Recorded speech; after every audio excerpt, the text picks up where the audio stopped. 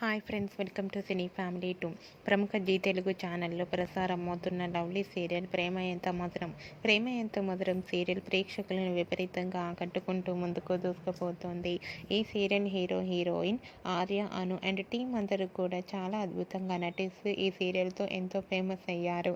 ప్రేమ ఎంత మధురం సీరియల్కి సంబంధించిన ప్రతి అప్డేట్స్ని ఎప్పటికప్పుడు షేర్ చేస్తూ ఉంటారు.